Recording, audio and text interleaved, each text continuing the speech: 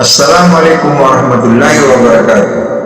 Innal hamdalillahi wa nahmaduhu wa nasta'inuhu wa nastaghfiruhu wa na'udzu billahi min shururi anfusina wa min sayyiati a'malina.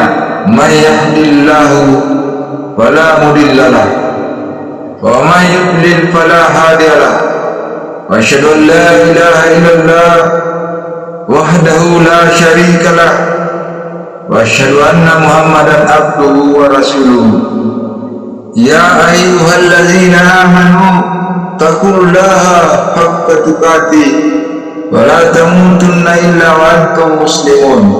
Ya ayyuhan nas taqullaha rabbakumul ladzi khalaqakum min nafsin wahidah wa khalaqa minha zawjaha وبث منها رجالا كثيرا ونساء واتقوا الله الذي تساءلون به والأرحام إن الله كان عليكم رقيبا.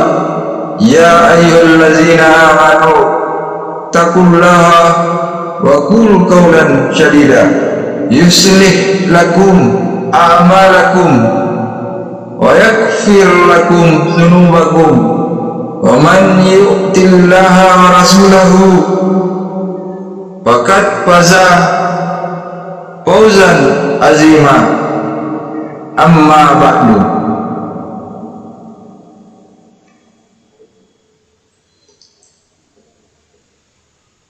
Saudara-saudara kaum muslimin sidang jamaah Jumat yang sama berbahagia, pada jumpa kita kali ini saya ingin membahas tentang evaluasi diri seorang muslim memasuki hari akhir Ramadan. Pada tempatnya kita melakukan introspeksi, pada tempatnya kita melakukan evaluasi. Kalau bulan Ramadan ibarat bulan kawah jadrah di muka, di mana kita dilatih, digembleng, digejlok jiwa kita ini, maka seorang petinju masuk latihan, keluar latihan tentu saja tinjunya makin hebat. Seorang petenis memasuk latihan, keluar latihan, tenisnya makin hebat. Itulah atlet. Kalau latihan tiap hari tapi main kalah terus, orang akan menilai buat apa latihanmu kalau mainnya kalah terus. Sepanjang Ramadan, sebulan penuh kita dijogok, digembleng, dilatih. Untuk apa itu semua? Menghadapi hidup 11 bulan sesudahnya. Setelah Ramadan kita kalah lagi oleh syaitan, kalah lagi oleh iblis. Alamat latihan kita di bulan ini tidak membawa hasil yang diharapkan. Nah, sebagai bagian dari introspeksi itu, pada kesempatan ini saya ingin menyampaikan sebuah hadis yang memberikan gambaran kepada kita bahwa lagi-lagi ibadah pada dasarnya merupakan sesuatu totalitas, satu keutuhan yang satu berkat dengan yang lain. Suatu hari ketika sedang berkumpul dengan para sahabat, baginda Rasulullah SAW bertanya kepada para sahabat, atadruna mal muklis, atadruna mal muklis, atadruna mal muflis, atadruna mal muflis, atadruna mal muflis, atadruna mal muflis, atadruna mal muflis. Sahabat-sahabat sekalian, kalian tahu siapa orang yang bangkrut itu? orang yang sial, orang yang tidak beruntung. Siapa mereka? Bangkrut, sial, tidak beruntung, merugi. Kalimat yang kita mendengarnya saja sudah risih, apalagi mengalaminya. Semua kita ingin menghindari dari kebangkrutan, kerugian, kesialan. Nah, Nabi bertanya kepada para sahabat, tahu nggak kamu siapa orang yang bangkrut, orang yang sial, orang yang tidak beruntung?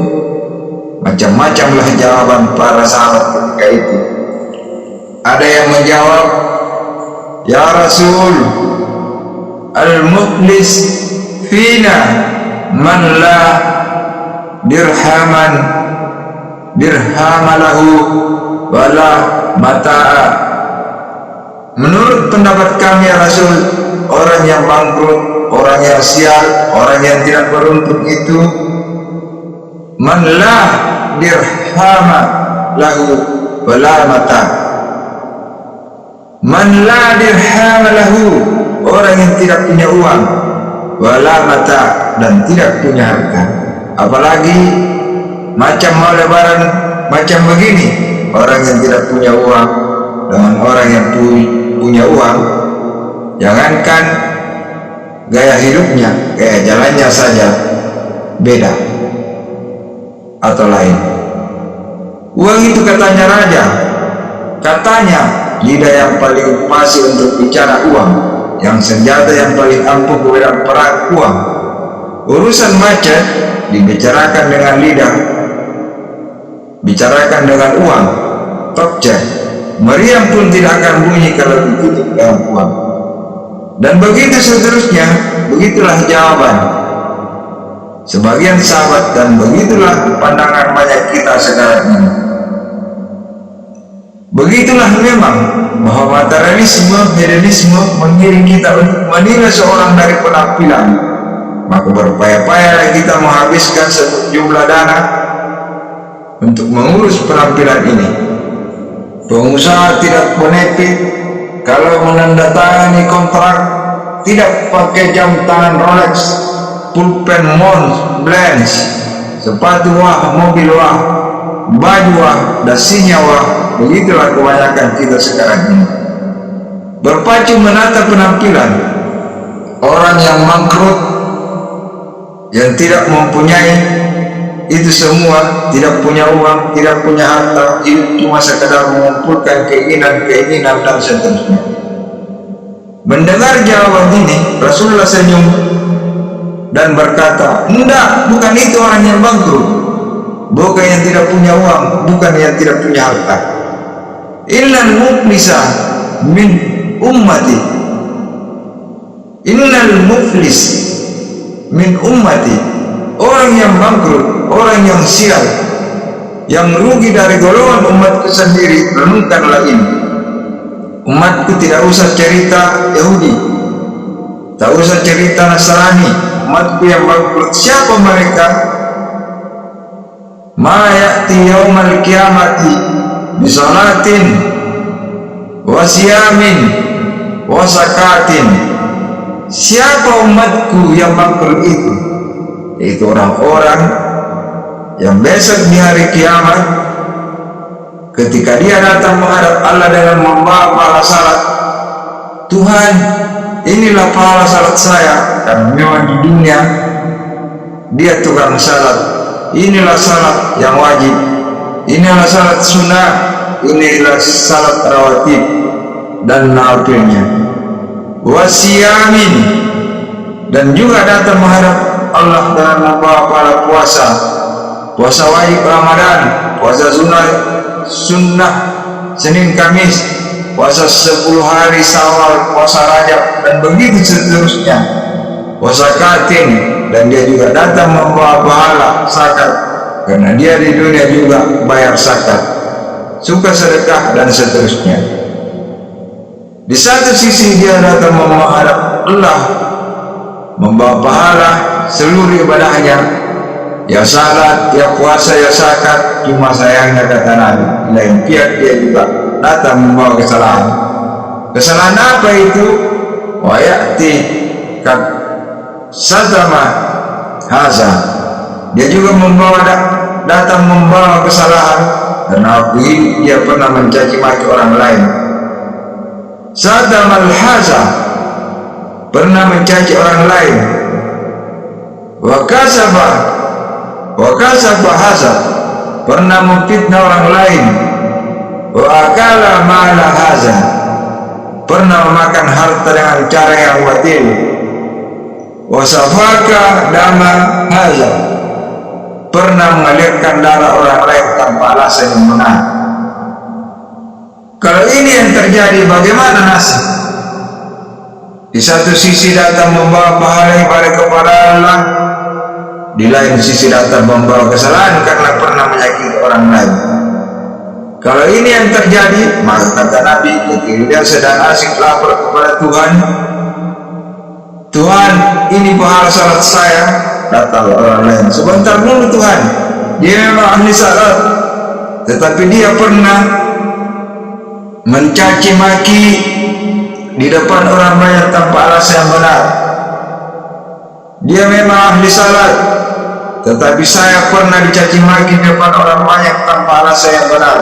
Hancur hati saya. Di dunia saya tidak bisa menuntut dia karena posisinya lebih tinggi. Di sini saya mau menuntut keadilan. Benar orang ini pernah kau caci maki? Ya Tuhan. Tanpa salah? Ya Tuhan. Cuma untuk menunjukkan prestasimu sebagai orang besar, orang berpengaruh, orang berwibawa. Enak saja kau caci maki orang di depan orang banyak. Ya Tuhan, sini pahala salatmu berikan kepada orang yang kau caci maki. Pahala salatmu berikan kepada orang yang kau caci maki itu. Lalu Tuhan, ini pahala puasa saya. Datang lagi orang, sebentar Tuhan, dia memang tukang puasa, tapi saya pernah difitnah, tercoreng arang di dahi, rusak nama saya, hancur pribadi saya tidak bisa kemana-mana lagi dalam hidup ini. Saya menuntut keadilan karena di dunia saya tidak berani. Benarkah kau fitnah dia? Ya Tuhan, kau tahu lidah itu kecil bentuknya, besar akibatnya, akibat memfitnah dia. Hancur namanya, tercoreng arang di dahi, kemanapun dia pergi tak sanggup lagi mengembangkan diri. Ya Tuhan, ayo pahala puasa berikan yang kau fitnah itu.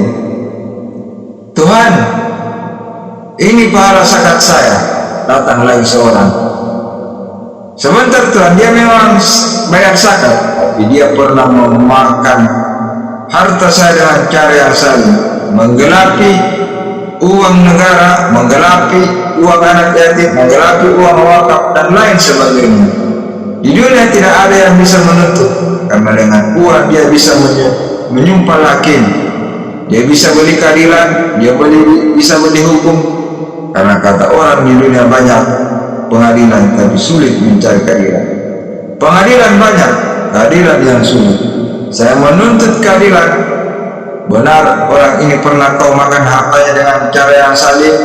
Iya Tuhan, sini pahala zakatmu berikan kepada orang yang kau makan hartanya dengan cara yang salim. Inilah nasib.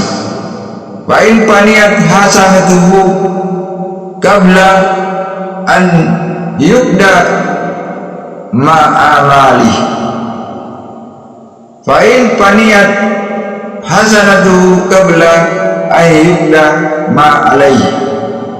Kalau habis sudah pahala ibadahnya, diberikan kepada orang sedang yang menuntut masih banyak, orang yang dia saling masih banyak, orang ia makan hartanya dan saling masih banyak, orang yang dia fitnah masih banyak. Apa yang terjadi? Uhiza min hatayahum, uhiza min hatayaru, uhiza min hatayahum. Kesalahan dan dosa yang dia fitnah, dia caci maki, dia makan hartanya, diambil diberikan kepadanya, dan pada akhirnya summa turiha fi nar, diberikanlah dia, dilemparkan dia ke neraka. Sudah pahala dipreteli, dosa diberikan. Ini kan bangkrut. ini kan sial namanya, ini kan tidak beruntung namanya. Para orang dagang kalau sudah modal habis, tagihan hutang masih datang terus. Wajar kalau akhirnya kita terkena perkara. Oleh karenanya kita melakukan introspeksi, evaluasi.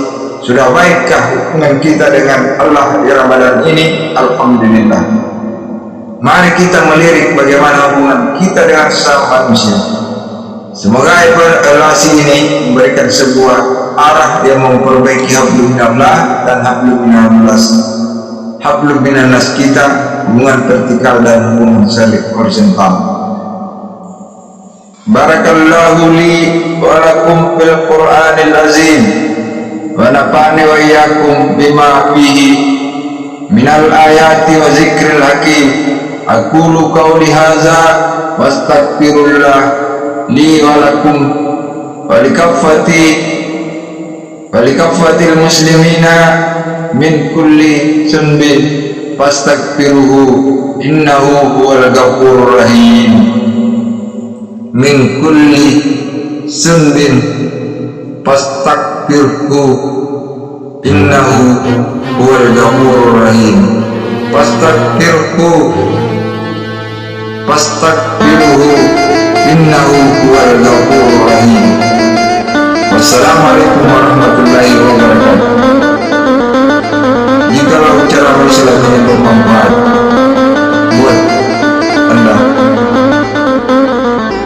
silakan di share dan jangan lupa subscribe channel ini. Terima kasih.